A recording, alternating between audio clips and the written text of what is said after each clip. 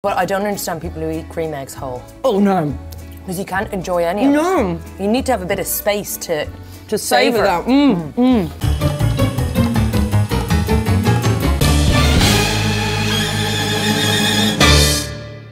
Angela Scanlon, hello. Hey. Thanks for coming. Thanks for having me in this beautiful setup. It's very pink. Yeah, it is. So that's okay. Yeah. Would you like some? I mean, look, I never refuse. I thought it was Prosecco and it's Cava. Oh, even better. Is it better than... No. No? I don't really know the difference. Cava reminds me of, it's quite old school, isn't it? Like, as in, it's a fiver. Well, I thought we'd like to be a bit nostalgic. I'm into it. And also it's pink, so there's a theme. There was a theme going. Yeah. Do you know, are you going to let it go? I'm going to do it. Yeah? Shake it first. No. Oh, nice. Thank you. Good work. Have you ever done the slicey thing? No. Where you, I mean, it's with the champagne bottle, but I'm sure it's technically the same because it's the same bottle, where they get a sword. It's the old school way of opening a champagne bottle. So you don't actually squeeze this bit out. They get a really sharp sword and they literally, they chop the neck off from here.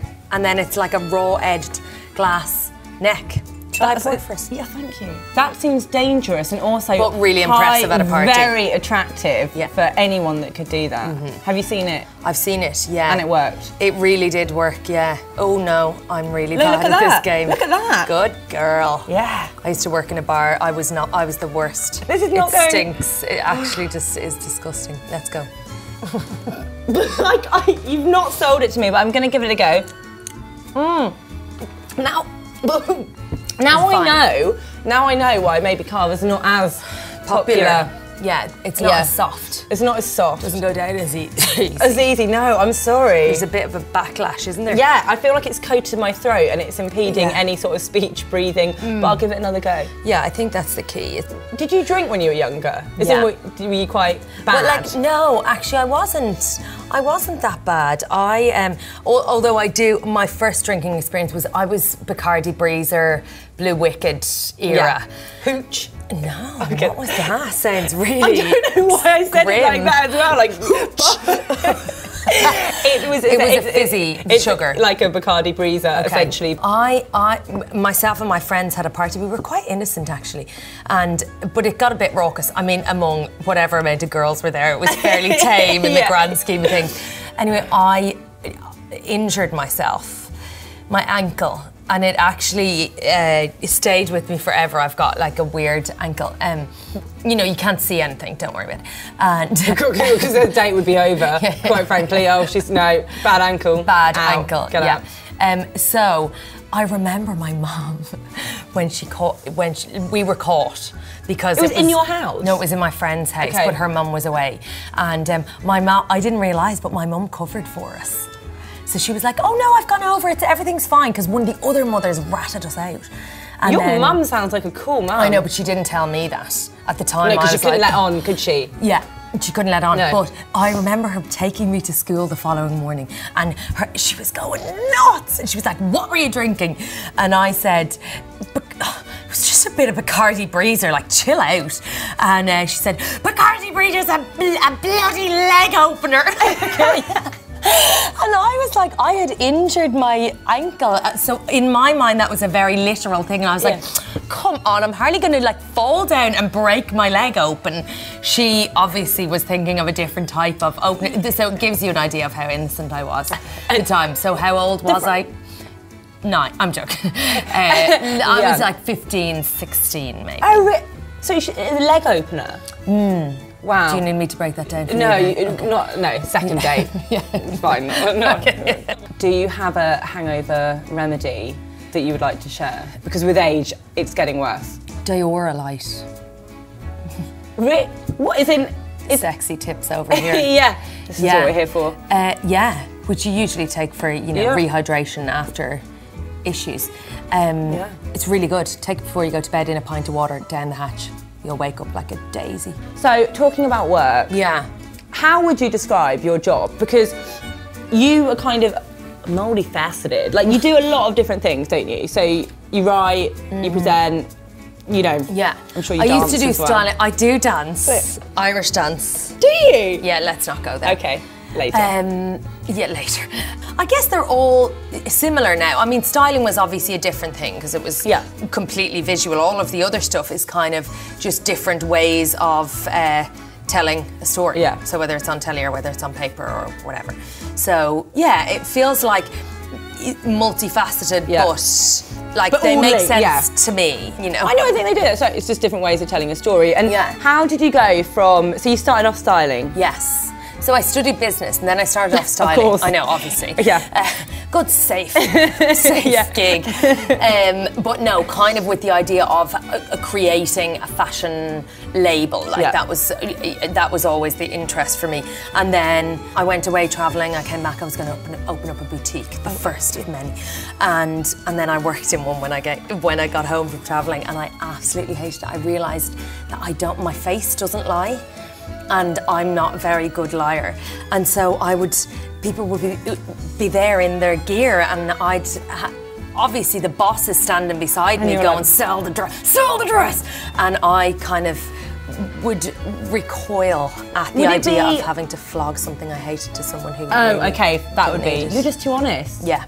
Do you tell your friends if they look bad? No, I don't. I've kind of lost that. That was more because I was there in a professional capacity. I'll help you, but if they asked me an opinion, I wouldn't lie. Okay. You know, but at the same time, I think I've learned to soften that slightly, and that sometimes people ask for an opinion that they never really want. Yeah. You know, I think you ask for an opinion to fill silence a lot of the time, and they don't want you. I always thought that was an invitation to answer honestly. Honestly. And now I realise it's not. No, that critique sometimes isn't warranted. They're just like, just shush. Yeah, it's rhetorical.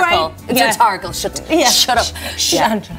But also, it's kind of pointless, isn't it? I was with a friend the other night, and she said she came in a dress, and she said, "What do you think?" And her friend, she was ready. She was out on a night out, and her friend went, "It's okay." She was like, like the tags are off. We're not in a changing room. I'm not asking for an opinion. We're literally leaving the house. Yeah, they were already out. She met her in the bar, and she was like, okay, cool. I've been sexy. Feeling really good up until this point. Yeah. Oh no. So I think you rein it in. Sometimes your opinion is not wanted around here. No. Are you honest? No. No? No. Okay. Earlier on you were like, you've got a face that lies, and I'll tell you I do. See, that's the most honest thing. No, because I just don't want to upset people ever. Okay. To be like, oh my God, you look amazing. Yeah. But I think my voice was that. Yeah, it's like you're crying inside. From doing personal shopping, I started doing fashion on telly. So, you know, what did Angelina Jolie wear to the Oscars? And what should you be wearing this season? All of those kind of things. And then I realised I love telly. I just loved it. I loved the live element of it. Fashion for me had become very formulaic, as it is. It's 2 seasons a year, you know what's coming down the tracks. It's kind of very set, and the uncertainty and the mild terror that I felt when doing telly was the big attraction. So I started pitching fashion programmes and then documentaries, and that's how I kind of got into it. What has been the hairiest moment of live TV? I've never said the word hairy before. Hairy, I know, I do like it though. It's quite old school. Yeah, it is. So my first ever live OB, which is an outside broadcast, for the One Show was up on a hill in Somerset, and it was for the Queen's birthday.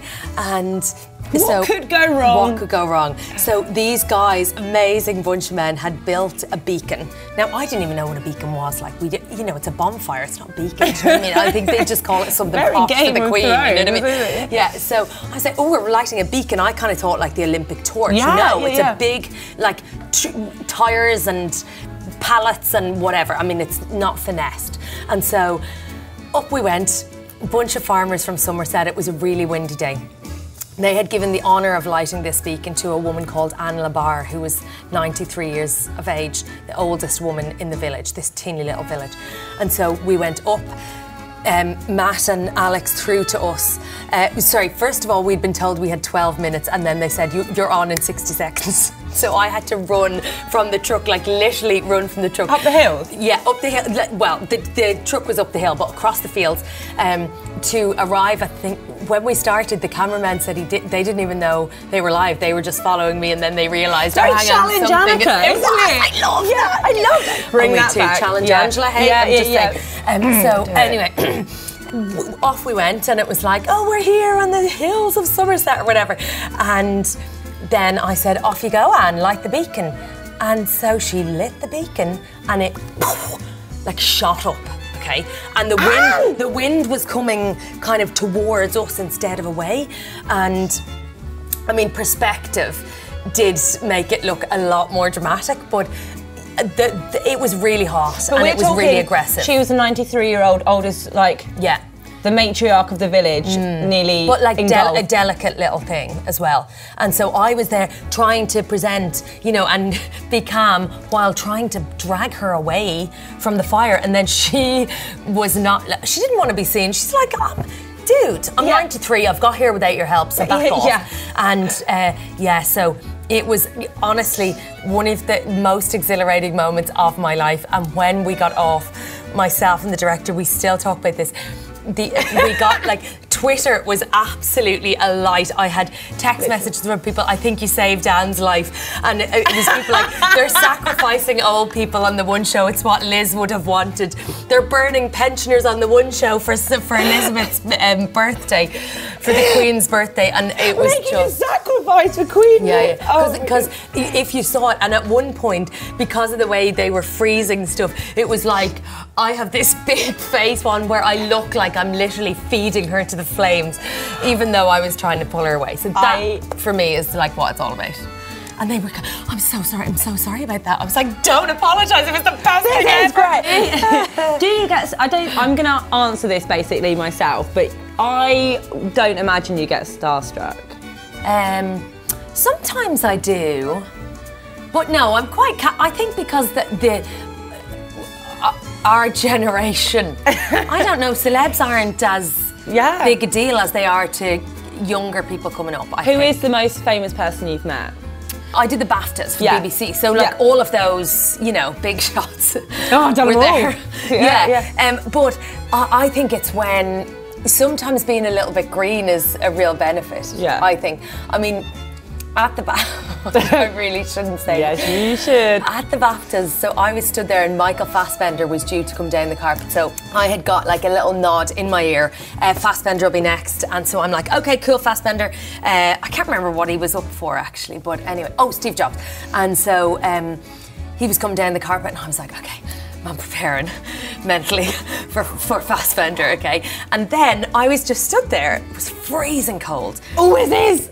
It's vicious, it's vicious. And so I turned around and there was this lovely gentleman standing there and he had his, you know, tux on and a coat, and he kind of looked, you know, he's quite serene, but he looked a little bit, to me, a bit lost. I kind of thought, oh no, it's like my dad, he must be somebody's dad, you know? And so I just started talking to him, you know, like as human to human.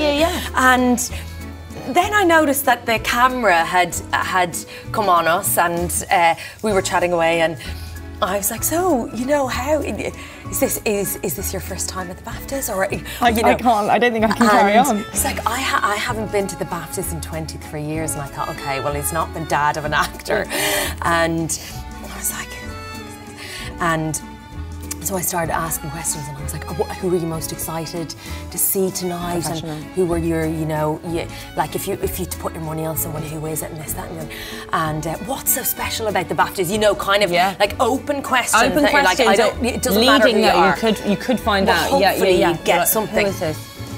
Anyway, we finished, and I could see there was a flicker of acknowledgement. He knew that either the way I was approaching him was either really refreshing, or he's like, she has not got a clue who I am.